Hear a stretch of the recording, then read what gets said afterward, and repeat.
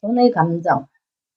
엄청 많은 돈을 벌었지만 어느 날 돌아보니 빚쟁이가 되어 있더라는 저자는 빚을 다 갚고 부한 삶을 살게 된 이후로 지난 10년간 다양한 사람의 재정적인 고민과 근본적인 삶의 문제까지 해결하도록 돕는 독일의 자산관리 전문가이자 라이프 코치라 하네. 돈과 나와의 관계는 언제나 나 자신과의 관계를 반영하기 때문에 나 자신을 돌아보고 무엇을 좋아하고 무엇을 원하는지, 앞으로 어떻게 살고 싶은지, 자신의 인생에 대해서 진지하게 생각해 보는 것이 중요하다고 해. 돈은 나의 과거와 현재, 미래를 정직하게 보여주는 내 인생의 거울과 같다는 것이야. 최상위 부자가 돈을 대하는 6가지 태도가 있는데 이것은 굳이 돈이 아니라 인간관계도 똑같은 것 같네. 존중, 공감, 사랑, 관심, 가까워지기, 실험정신. 이 모두의 첫 글자를 조합하면 연결하기라고 하네. 나를 감춘 가면을 벗으면 돈도 나에게 솔직해진다고 자신부터 돌아보라는 것이지. 돈 있는 사람은 돈 이야기를 하지 않는다는 것이야. 당연하지. 돈보다 흥미있는 것이 많으니까. 자신의 가치를 폄하하지 말라고 하네. 나를 존중해야 돈도 나를 존중한다는 것이야. 돈은 자신의 가치를 측정하는 객관적인 수단일 뿐, 돈이 많고 적음의 문제보다는 내가 어디에서 실패하고 성공하는지, 무엇을 두려워하고 사랑하는지를 분명하게 보여준다는 것. 당신이 머무는 공간을 보면 돈을 대하는 태도가 보인다고 해. 그래서 기분 좋은 공간으로 관리하라는 것이야. 돈과 데이트한다는 마음으로 돈을 대하라고 하네. 특별히 지금 부채가 있다면 일정 시간을 정해서 돈을 관리하라고 해. 재정 관리를 말해. 애쓰는 삶에서 편안한 삶으로 바꾸는 것은 말의 힘에 달려 있다고 해. 말은 현실이 되니까 돈을 끌어당기는 말을 하라는 것이지. 돈으로 할 수 있는 일은 3가지뿐이라는 것이야. 벌고, 쓰고, 저축하는 것. 오늘은 뭐뭐 하는 날이네. 뭐뭐 하고 싶다. 그리고 라는 단어만 사용하라고 해. 꼭 해야 해. 이런 말은 그러나 하는 말도 시작하기도 전에 부담으로 다가온다는 것이지.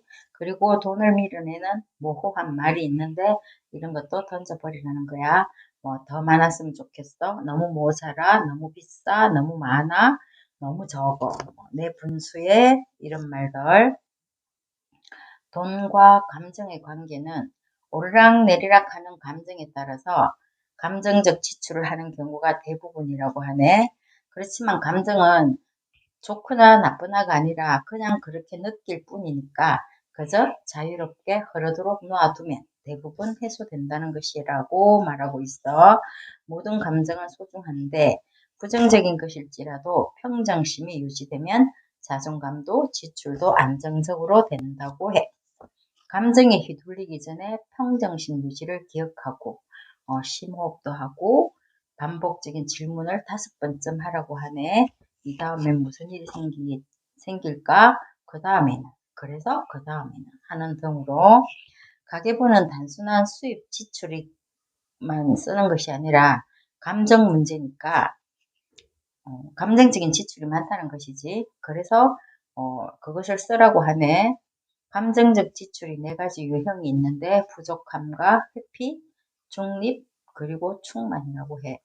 스트레스나 두려움 때문에 부정적인 느낌 때문에 지출을 하게 되고 무료함을 달래라고 담배 피우듯 커피 한 잔 하는 식으로 지출을 하기도 한다는 것. 그리고 중립이라는 것은 이성적인 필수 지출을 말하고 있고 충만은 긍정적인 감정의 지출이긴 한데 가격이나 물건을 생각하면 기분이 좋은 상태를 말하네. 감정 가계부를 쓰면 새는 돈이 보인다는 것이야. 지출의 목적은 이 지출에 대한 대안은 하는 것을 생각하라는 것이지 돈은 어디에서 성공하고 실패하는지를 보여준다는 것이야. 그리고 사랑, 돈을 내 것으로 만드는 최고의 결정은 사랑이라는 것. 나를 사랑하고 돈을 사랑하라는 것이야. 팀별 워크숍을 열면서 긍정과 부정의 차이를 볼 수 있었는데 예를 들면 팀별로 당신의 팀에서 여러분 중에서 한 명이 하면 안 되는 일을 했을 때 어떻게 해야 할지를 의논하라는 과제가 있었다고 해. 그런데 팀 대부분에서 벌칙을 세웠다는 것이야. 뭐 운동장을 돌아라, 또 윗몸 일으키를 10번 해라 등. 그렇지만 긍정적인 방법도 있다는 것이지. 자, 커피 한 잔 마시면서 5분만 쉬자. 서로 손을 잡고 화이팅 하자. 자, 한 번 더 해봅시다. 이렇게 격려하기 등으로 문제 행동을 끊는 기적의 질문법이 있다는데 먼저 정확히 문제가 뭔가요? 알아보라는 것이야. 또 이런 믿음이나 행동을 계속하면 어떤 문제를 피할 수 있고 무엇으로부터 나 자신을 보호할 수 있는지 물으라고 해. 사랑이란 선을 끊는 것이라고 말하네. 상대방이 내 생각과 감정을 들여다 볼 수 있도록 선을 그으라는 것이야.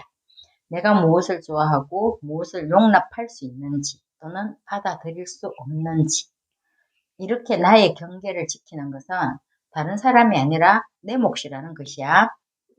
관심도 또한 돈을 지탱하는 가장 중요한 기둥이라고 하지. 모든 관계의 시작은 관심이라는 것.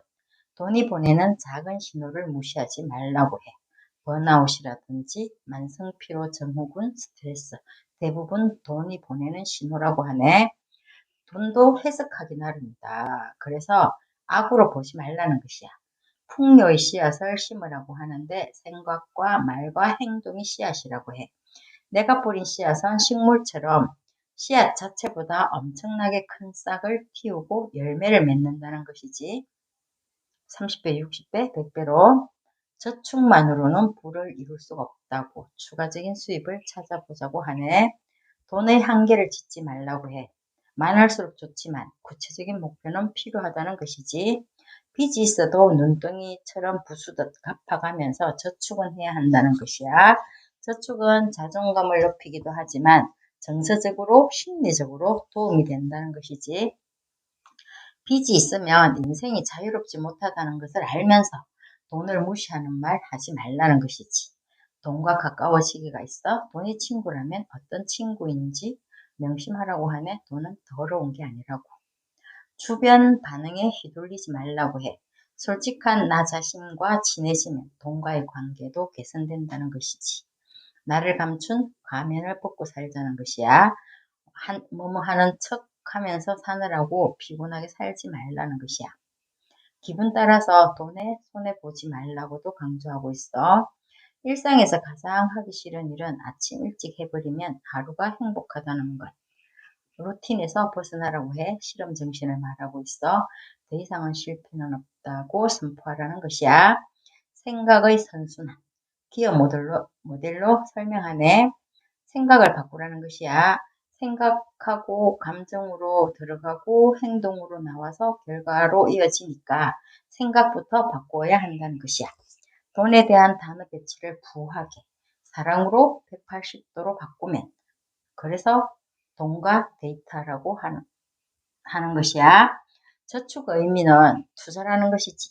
투자는 가치를 증가시키는 것이고 그래서 단순히 은행에 돈을 예금하는 것이 저축하는 것이 아니고 휴가도 자기계발도 노후 대비도 다 저축의 의미라는 것이야.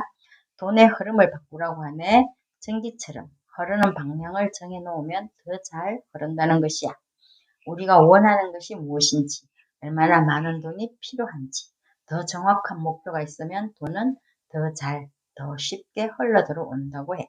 그냥 모으는 것이 대세는 아니라는 것이지.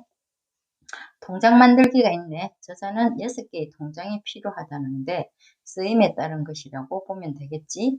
생활비 통장의 55%, 미래 투자는 10%, 즐거움을 위한 것 10%, 자기 개발을 위해서 10%, 재정적 자유를 위한 10%, 기부를 위한 5%라고 해. 그리고 5개의 통장도 마찬가지 생활비, 꿈을 위한 통장, 비상금, 노후 대비, 종잣돈 통장이 있다는 것이네. 결론은 돈에 대한 좋은 감정을 가지고 평생 살라는 것이야. 나도 풍요롭고 그리고 이웃에게도 넉넉하게 나누어주는 그런 인생이 되기를 바란다면 돈도 감정이 있다는 것 인격적으로 대하라는 것이야. 여기까지야. 안녕.